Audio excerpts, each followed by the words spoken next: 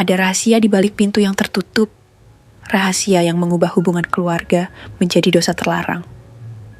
Kalian, apa-apaan kalian? Bapak, dia itu istriku. Rian baru saja kehilangan pekerjaan di kota, tapi dia akan kehilangan jauh lebih banyak di desa. Maafkan aku, Mas. Aku nggak bisa menolak Bapak. Maafkan Bapak Nak, maafkan kesalahan kami. Dan kisah itu bermula ketika Rian, yang merupakan suami dari Sinta, baru saja dirumahkan atau di PHK oleh perusahaan makanan cepat saji tempat ia bekerja. Perusahaan mau tak mau memberhentikan sebagian karyawannya karena sudah tak sanggup membayar gaji para karyawan mereka. Tak hanya Rian, Sinta istrinya pun yang punya usaha kue camilan ringan juga kembang kempis. Rian akhirnya mencoba-coba membangun usaha jual beli melalui aplikasi yang sedang viral kala itu. Tapi rupanya usahanya sia-sia lantaran ternyata tak berkembang, bahkan macet di tengah jalan. Tapi bersamaan dengan itu, ayah Rian kebetulan menelepon untuk menanyakan kabar, sekaligus menawarkan Rian untuk melanjutkan usahanya di desa. Pak Hadi, ayah Rian, memiliki kebun dan juga tanah yang berhektar-hektar luasnya. Jadi sebenarnya Rian itu orang kaya di desa tapi miskin di kota. Ia sudah sering diminta ayahnya untuk pulang dan bekerja di desa saja. Tapi Rian selalu menolak karena katanya kerja di desa itu tak sekeren kerja di kota. Rugi sekolah tinggi dan mahal kalau akhirnya harus mengurus kebun di desa. Padahal di kota pun dia hanya jadi karyawan biasa dan bahkan diberhentikan pula. Alhasil, mau tak mau pun Rian harus pulang ke desa bersama istrinya. Mereka akan tinggal serumah dengan Pak Hadi dan kemungkinan akan menetap di sana. Untung saja Sinta tak keberatan dengan keputusan suaminya. Selain karena rumah mertuanya itu cukup nyaman, di sana dia tak perlu repot-repot untuk bekerja. Model rumahnya saja yang jadul, tapi sudah termasuk mewah kalau di desa lantaran lantainya sudah di keramik, di mana rumah lain lantainya masih semen atau tanah. Keluarga Rian hanya tinggal ayahnya. Ibunya sudah meninggal 5 tahun silam tepat seminggu setelah pernikahannya dengan Sinta. Ia juga tak punya saudara alias anak tunggal, dan Rian sendiri hingga saat itu pun belum juga dikaruniai momongan. Baik Rian dan Sinta sudah berusaha secara alami maupun alternatif lainnya. Sayangnya keduanya belum dipercaya mengemban amanah itu oleh Yang Kuasa. Sebenarnya masalahnya ada pada Rian yang kualitasnya kurang bagus. Pengaruh rokok berat di masa mudanya membuat ia harus merasakan efeknya di masa panjang. Meskipun pria itu sudah berhenti total, tapi dampaknya masih belum bisa hilang sepenuhnya. Sejak itu pun, Sinta dan Rian mulai membiasakan diri tinggal di rumah Pak Hadi. Ketiganya hidup rukun sebelum akhirnya ada peristiwa tak terduga yang mereka alami. Tepatnya ketika suatu hari Pak Hadi mendadak terjatuh di kamar mandi dan pinggangnya terkilir. Ia sudah diurut oleh dukun tapi masih belum berhasil juga. Pak Hadi kesulitan berjalan hingga harus dibantu oleh anak dan mantunya. Dengan telaten setiap hari, Sinta memasak dan membawakannya ke dalam kamar ayah mertuanya. Masakan Sinta sebenarnya biasa saja, malah jauh lebih gurih masakan Pak Hadi sebelum sakit. Pak Hadi memang sering memasak sendiri untuk anak mantunya. Sinta bersyukur memiliki mertua yang perhatian padanya, karena ia sendiri memang jarang memasak untuk suami dan bapak mertuanya. Seperti siang itu, saat Sinta masuk ke kamar ayah mertuanya, kebetulan pria paruh baya itu sedikit menyingkap sarung hendak meletakkan koyo pada pinggangnya. Sinta, ia gelagapan sesaat dan hendak pergi. Tapi Pak Hadi yang sadar akan kehadiran menantunya justru memanggilnya. Nak Sinta, bisa bantu letakkan koyo ini di sini enggak? Dari tadi Bapak salah terus." Sinta pun mengangguk dan dengan ragu ia pun meletakkan koyo itu ke pinggang Pak Hadi, lalu mengurutnya sedikit. "Mendingan Sin, siapa tahu aja Bapak bisa cepat sembuh." Sinta kembali mengangguk, lalu melanjutkan membantu mertuanya. Dan rupanya berkat bantuan tersebut, pinggang Pak Hadi mulai sedikit membaik. Sinta tak tahu kalau dia ada bakat mengurut. Alhasil, tiap hari Sinta mulai membantu Pak Hadi, mulai dari pinggang, tangan, bahkan belakangan juga lain-lainnya. "Ah, ya betul itu Sin." Terus, begitulah ucapan mertuanya saat Sinta membantunya. Bantuan Sinta rupanya tak hanya menyembuhkan pinggang Pak Hadi, tapi entah kenapa juga menghadirkan keinginan tersembunyi dalam diri mertuanya. "Pak, ini kok." Sinta terheran ketika tanpa sengaja mendapati perahu di balik layar yang tiba-tiba hormat saat ia mengurut kaki mertuanya. Pak Hadi tak langsung menjawab dan malah memperhatikan wajah Sinta yang tersipu. Entah mengapa ia jadi gemas pada menantunya itu. Memang wajah Sinta masih cantik meski sudah jarang menggunakan skincare. Apalagi dengan postur yang ideal membuat siapapun akan kagum memperhatikannya. Sementara Sinta sendiri sebenarnya juga mulai terpesona.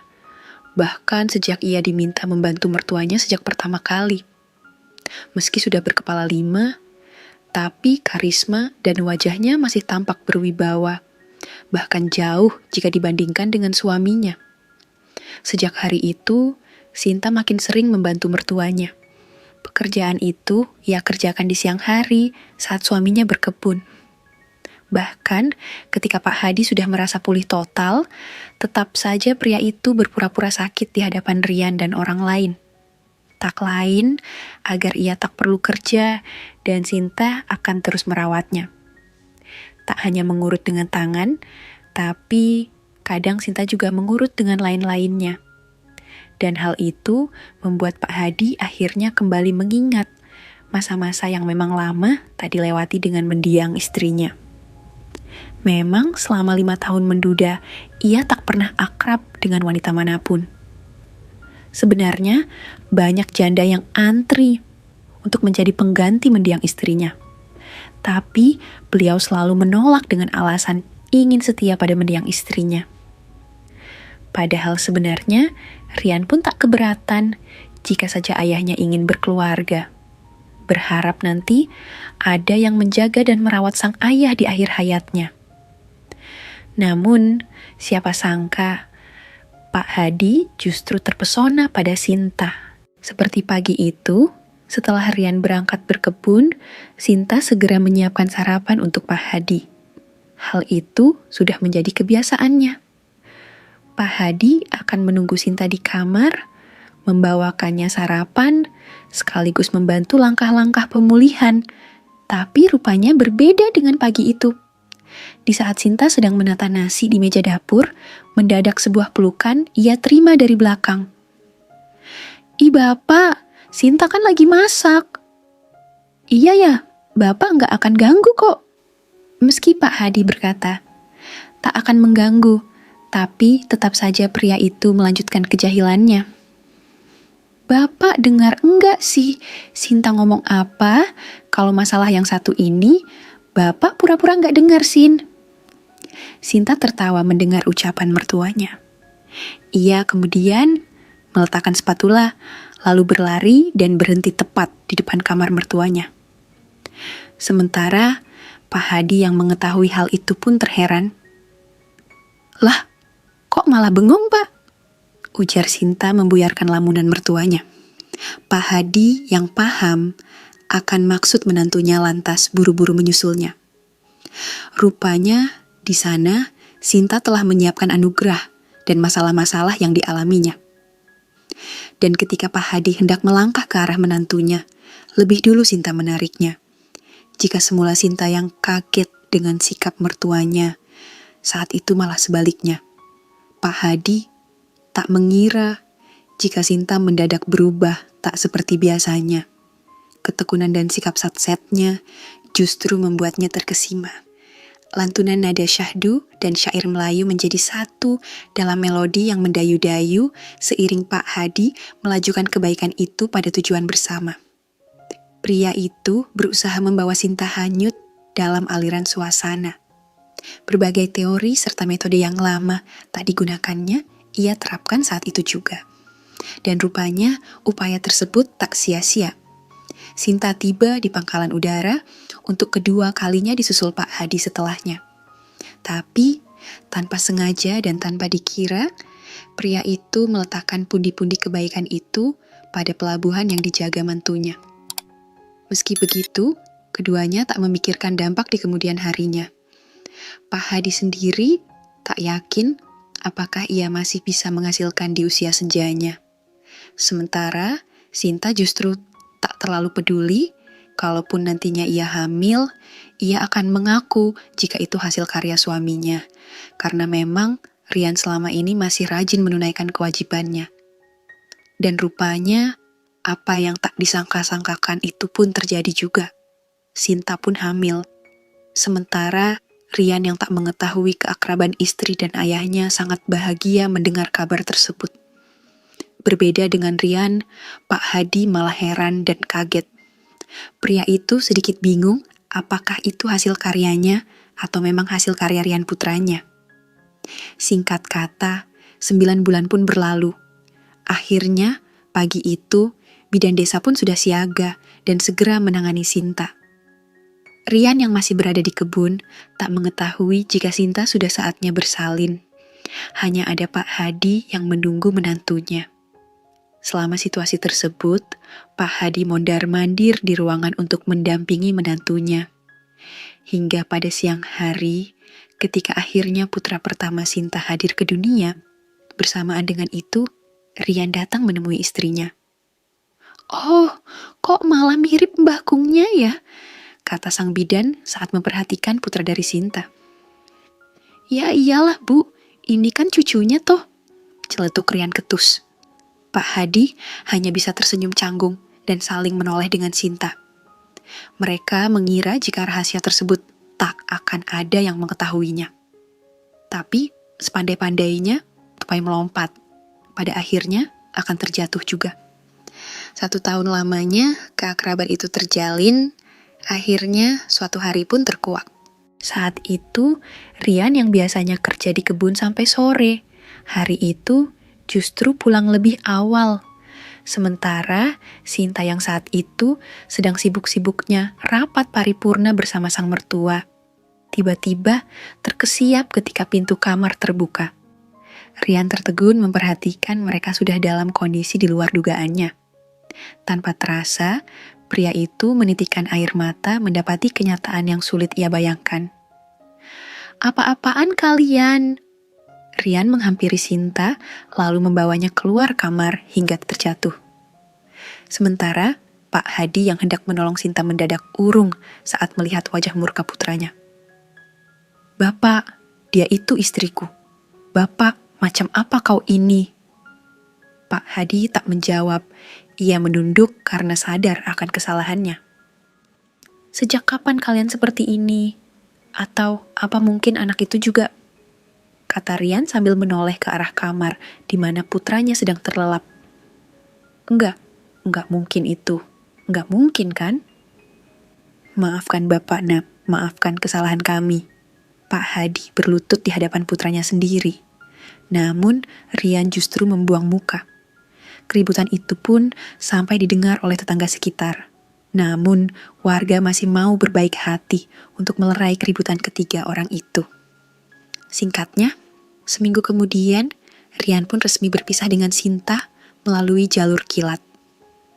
Rian memutuskan pergi dari desa, dan entah kemana tujuannya. Sementara, Pak Hadi justru diusir dari desa, karena menjadi aib bagi warga di sana. Pak Hadi yang dulunya kaya seketika dimiskinkan oleh warga. Sedangkan Sinta memilih ikutnya dengan Pak Hadi lantaran di antara mereka sudah hadir seorang putra. 5 tahun pun berlalu. Terdengar kabar Rian sudah menikah lagi, tapi dia tidak memberitahu ayahnya dan mengaku pada keluarga istrinya jika ia yatim piatu. Sampai suatu hari, Rian mendengar dari sepupunya jika Pak Hadi, ayahnya sedang sakit. Rupanya selama ini Pak Hadi tinggal di panti jompo, sementara Sinta yang tak sanggup hidup dalam kemiskinan akhirnya meninggalkan pria tua itu sendirian. Kabar terakhir, Sinta merantau ke ibu kota dan entah bagaimana nasib putranya. Tapi sebenci-bencinya Rian kepada ayahnya, ia tetap merasa sedih melihat keadaan orang tua satu-satunya itu. Ia memaafkan ayahnya, juga sembah sujud minta maaf untuk memudahkan sang ayah menuju sang Khalik dan juga untuk kedamaiannya sendiri. Menjelang akhir hidupnya, Rian sering mengunjungi Pak Hadi di panti jompo. Ia juga membawa istrinya untuk mengenal mertuanya. Hingga beberapa bulan kemudian, Pak Hadi akhirnya wafat dalam damai. Demikianlah kisah pilu ini berakhir, dengan Pak Hadi wafat dalam damai, ditemani putra yang pernah ia sakiti, Rian. Kisah ini mengajarkan kita bahwa kekayaan paling berharga bukanlah tanah atau kebun, melainkan kesetiaan dan kehormatan dalam sebuah keluarga.